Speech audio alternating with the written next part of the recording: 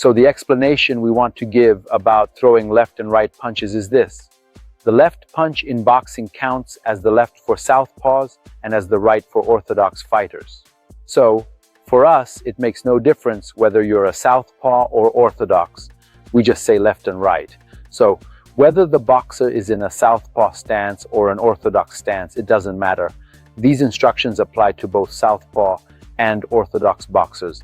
Now, the stance we mentioned, which is a half-step stance, helps us so that when we throw our punches, this rotation causes our head to turn at the same time, and simultaneously, the punch that comes straight on, which I'll explain more about in the next sections, won't land directly on us.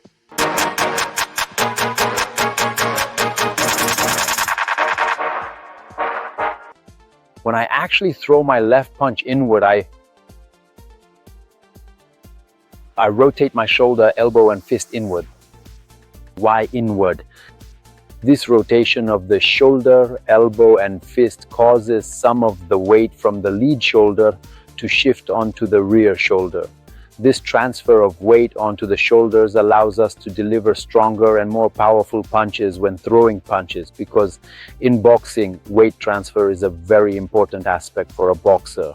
So when we throw the left, the standard rotation that happens shifts the weight onto the rear hand.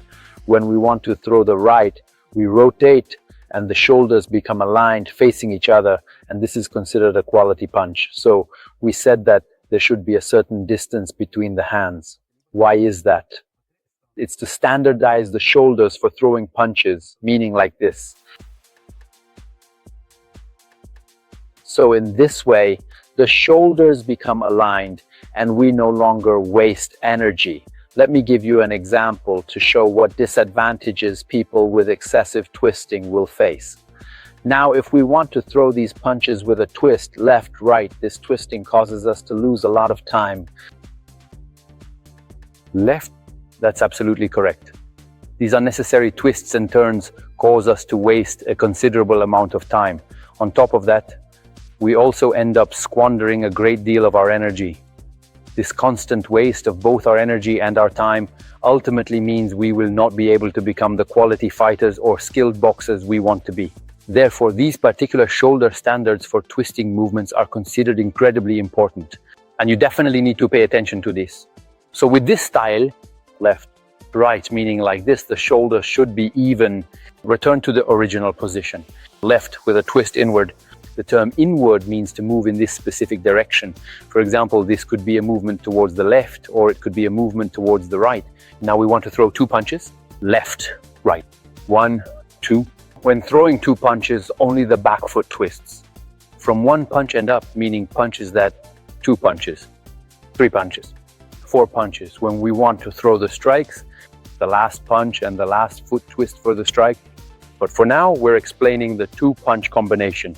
Left, right, that is like this. 1. Number 2, on this particular path of motion, the hand performs a distinct twisting action. What this means is that in this coordinated way, the heel, the hip, the shoulder, and the fist all twist together in a unified sequence so that we can fully utilize the structural quality of our hand to deliver a much more powerful and effective strike.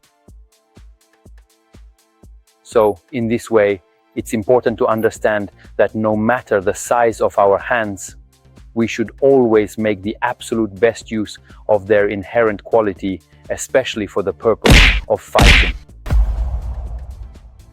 I want to explain to you about the twisting of the hands while throwing strikes.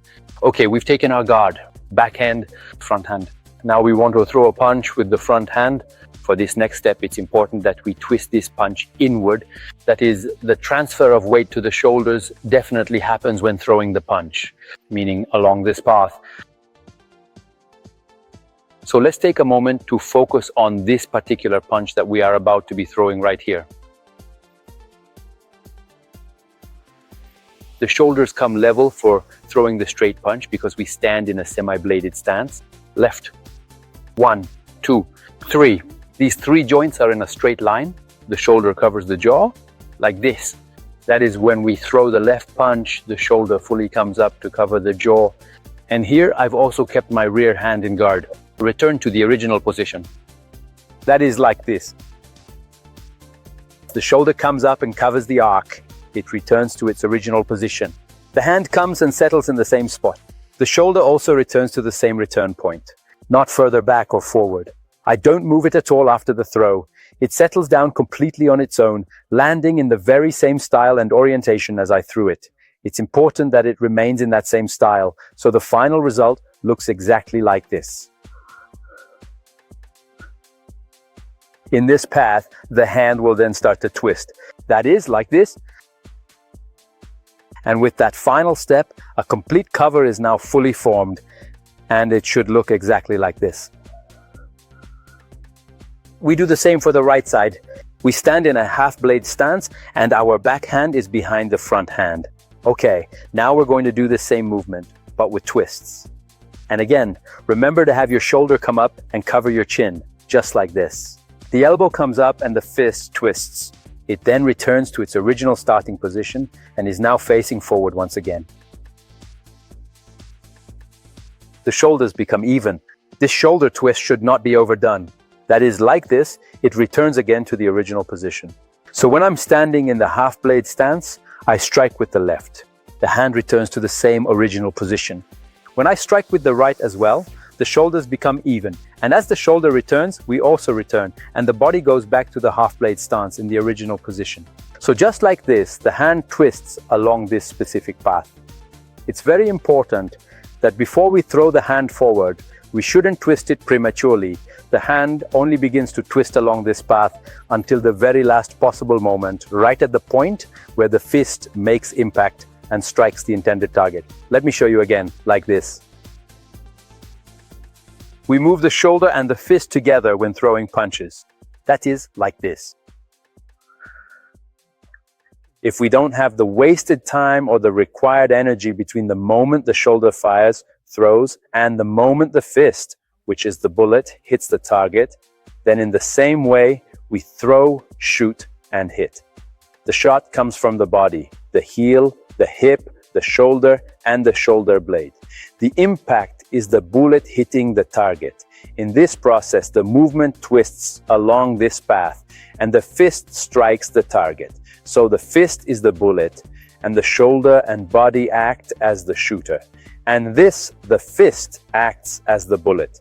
There must be as little wasted time as possible between the impact, that is the bullet hitting the target, and the throw from the shoulder.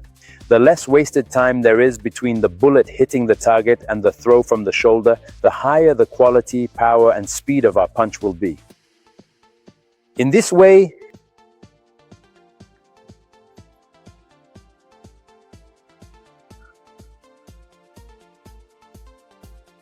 the ultimate goal is to effectively transfer all of the generated force through the execution of the strike. Or in other words, all of the intended power we want to deliver directly onto our opponent.